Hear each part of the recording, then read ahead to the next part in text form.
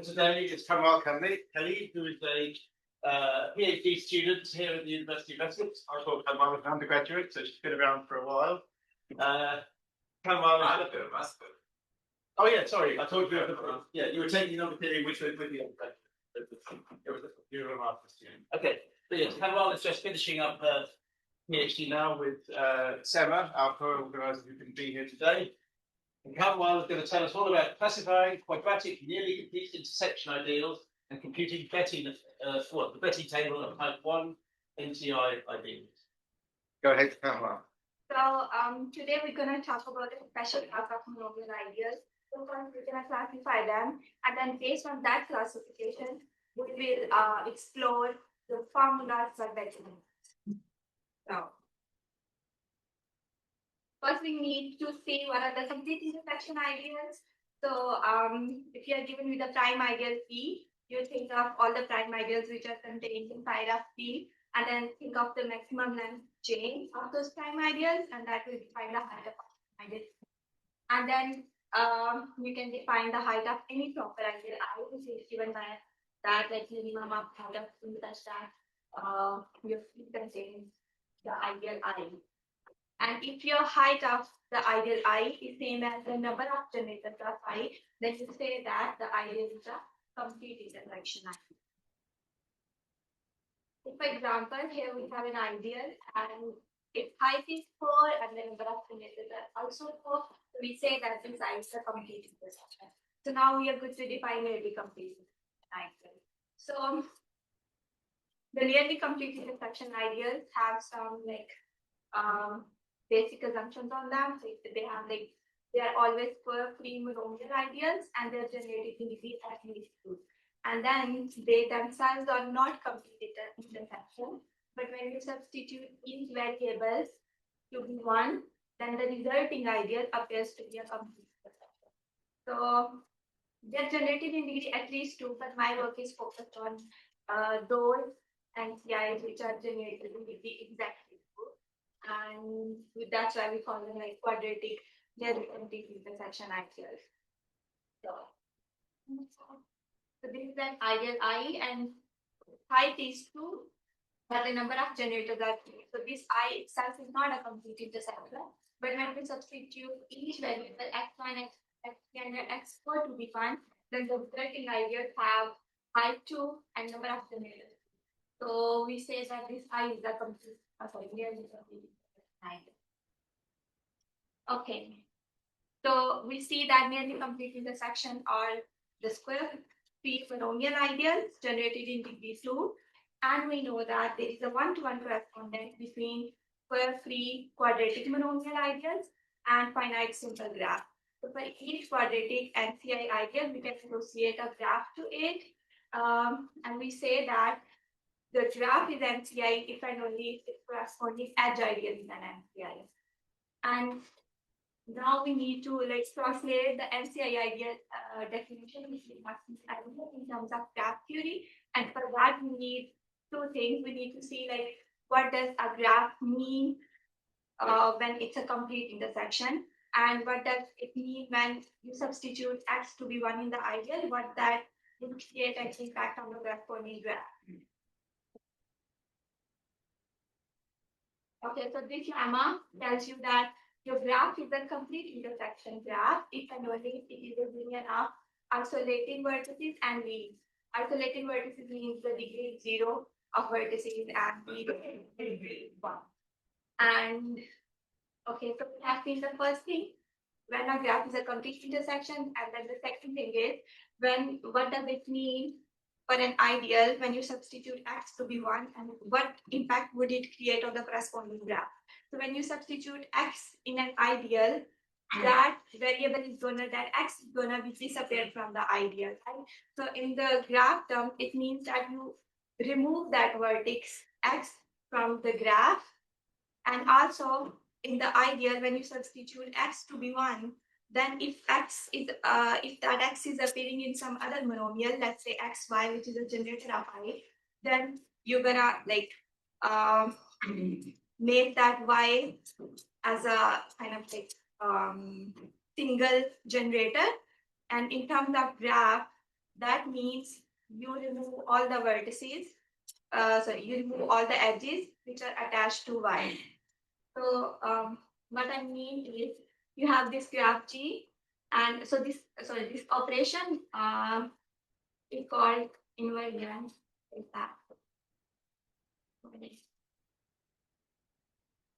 So this operation of removing a vertex from the graph and the edges which are attached to the labels of that vertex, this operation is called inversion.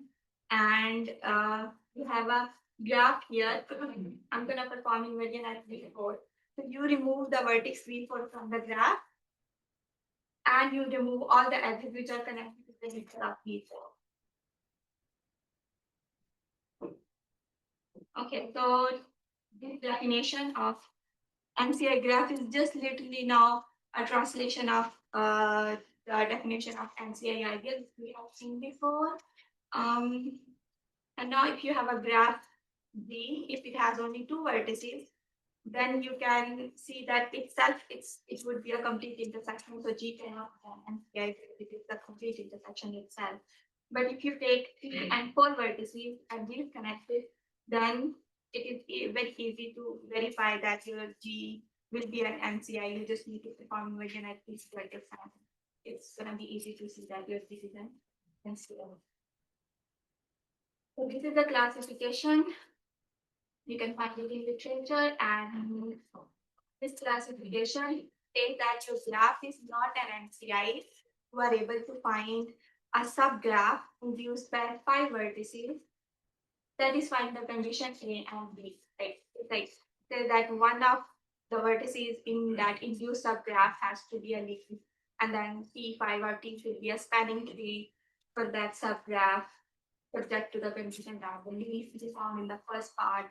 The neighbors of that leaf should all the neighbors of that leaf should have degree 2.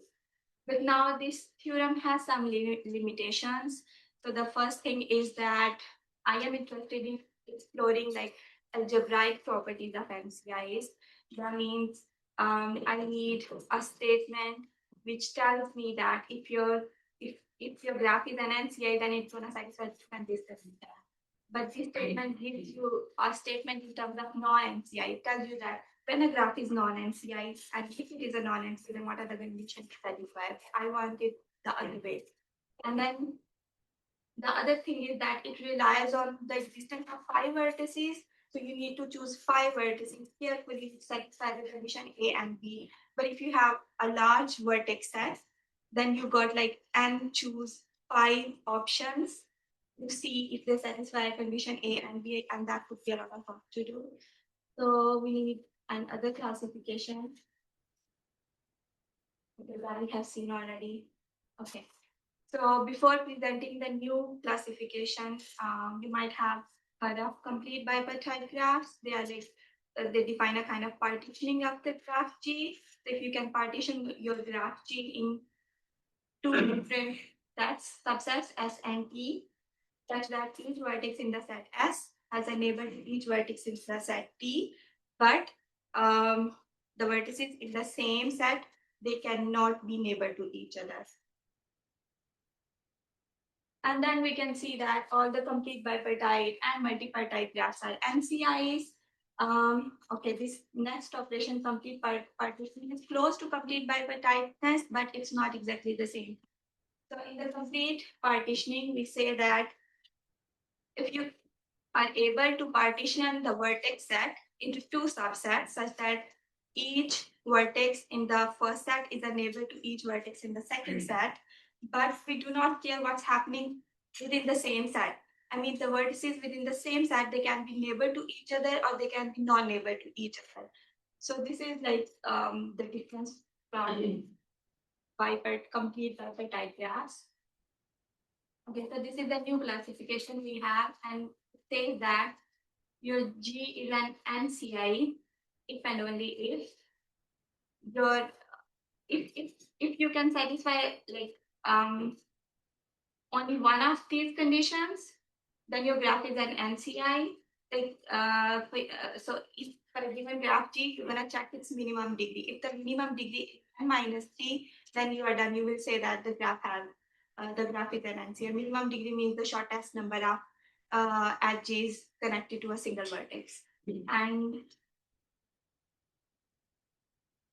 then if you are able to partition, if you are able to find a single complete partitioning of G, and then you need to see what's happening in G of S, the corresponding graphs of set S and T through which you have find the complete partitioning.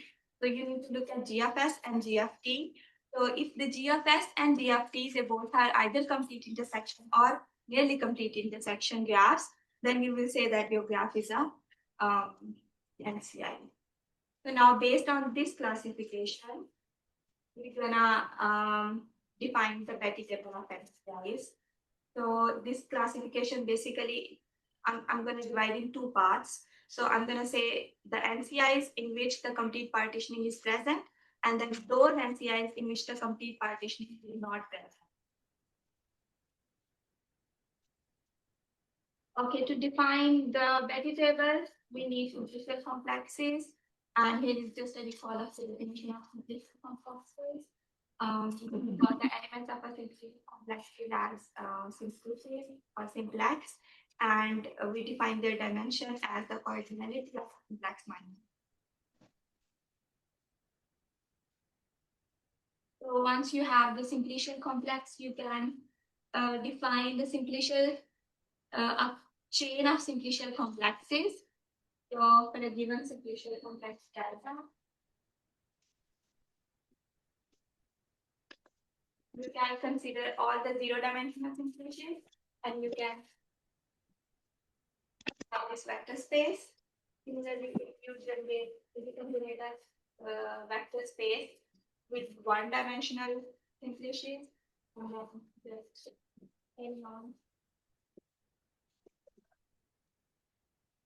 and then you can connect them by a map, which you can define on a case if you like.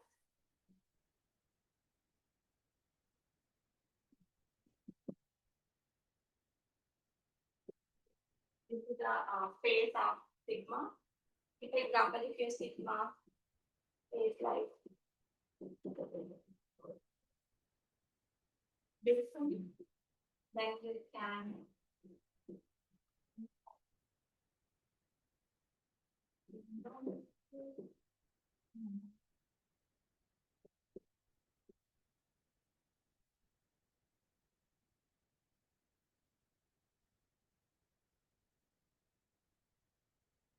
so you are sending from k dimensions to k minus one dimension. So these boundary operators.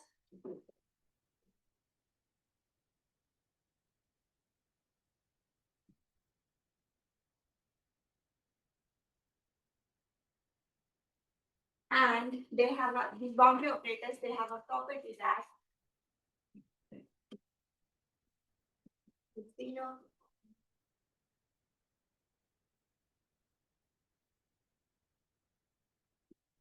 So you can define a quotient here.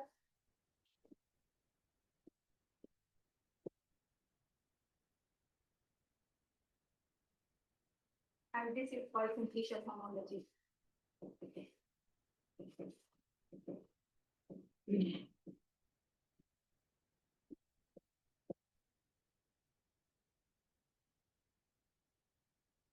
So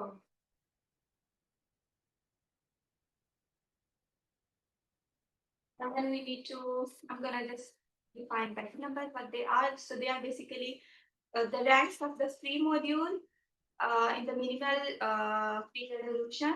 So for a given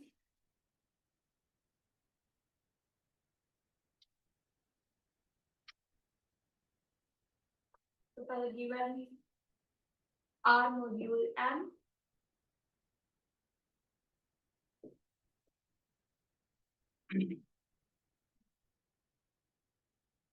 you can choose a free R module. These are not. These are not this one. This is finite degenerative. These are not in the linear number of generators for And you can define the map. So this is going to be a surjective map. And if it's an isomorphism, then your module will be a free module. If it's not an isomorphism, then you're going to have kernel as non-zero. And if beta 1 are the elements, minimal number of elements required to generate kernel phi naught.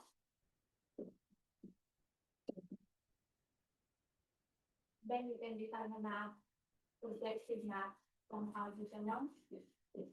And this way you can keep going and you construct a free minimum free resolution correct. And these numbers, beta 0, beta 1, they are called the Betti numbers.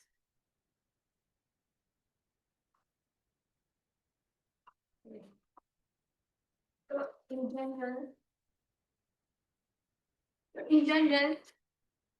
we represent them by beta ij.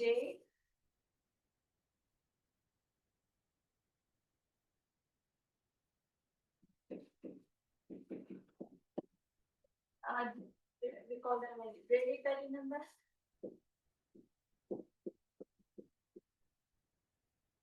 So I represents the location of the Betti number in the free resolution, the position where they belong to, and J represents the degree in which the minimal generator is in.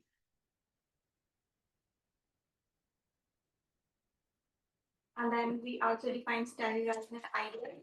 The standardized ideals are just the ideals generated by this polynomial associated with the surface. That's the simplicial complex. So in terms of, because our simplicial complexes are graphs, so you can think of standardized ideals as the edge ideals associated with the G cognate.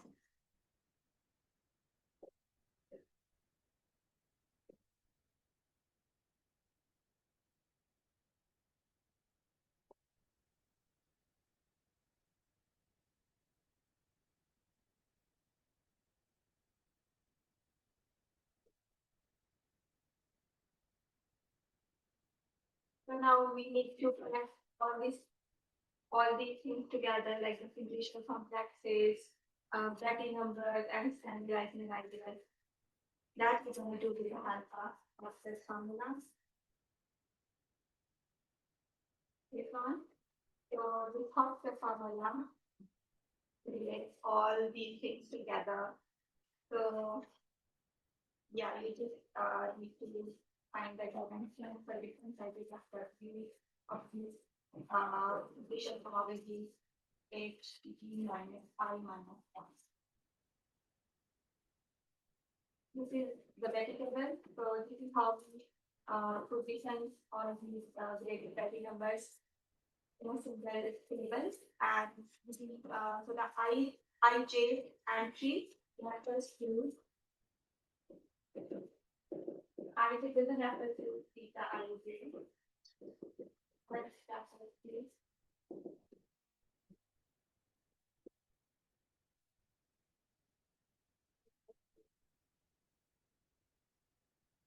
So the first row is like there are 0, 0.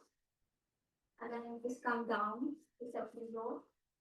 This is always like beta I.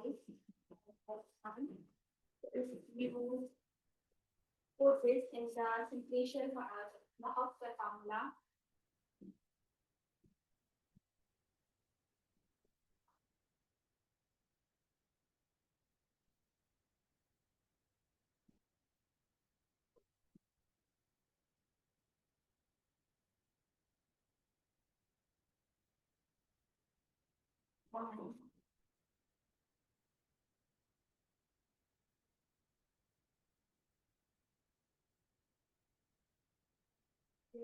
give us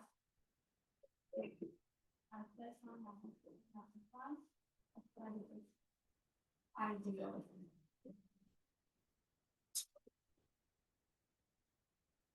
So So the first entire row, sorry, this second entire row will reduce to zeroth homology using the Hochster's formula. And we're going to calculate zeroth homology by different sizes of W, where W is like the subset vertex. This is the standard notation of this one. Yeah, because the vertex is.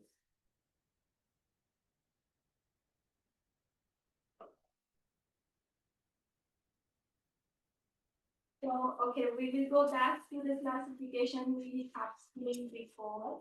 And we're gonna categorize the Betti numbers into two categories, like type 1 and type 2. So the type 1, we're gonna say that those NCI graph in which the complete partitioning is not present.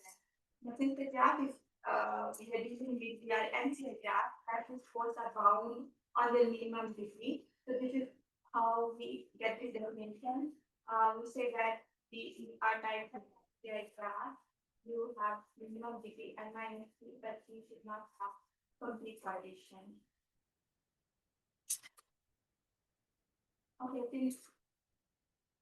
Now we need to use the Hochster's formula, and that uses the standardized ideal and simplified complexes. So we want to see what is the structure of simplified complexes for G. Okay, so the one thing is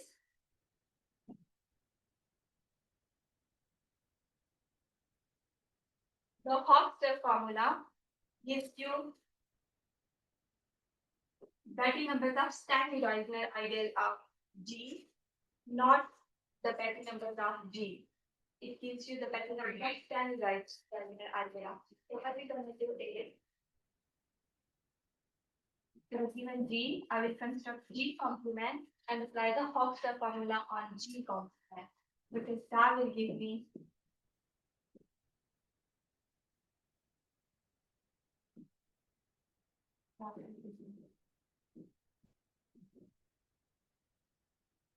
so for a given graph G, we will construct G complement, and then we will look at the structure of initial complex of G complement, then apply the Hochster formula.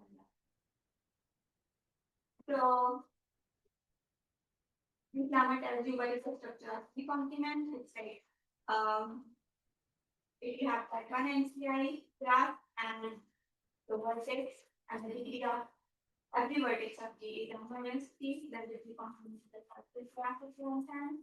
And if some vertices have degree minus T and some vertices have degree minus T, then the G complement will be a fast graph. So let me say that G has one degree minus T, then there are two things.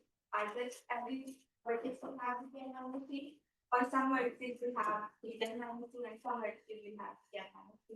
That's where you see two parts of this lemma.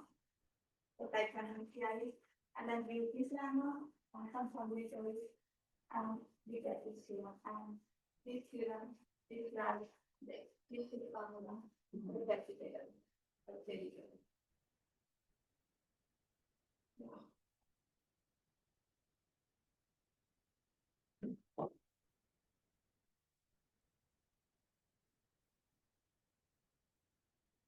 Do we have any questions from So this alien ideas, does it come from geometry or the topological?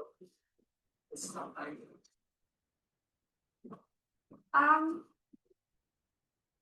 They come from simplicial complexes.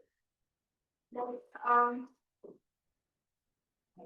It's a class of algebra, homology or something, and they give you when they. I don't know originally where this comes from, but I have already seen them in the top of simplicial complexes.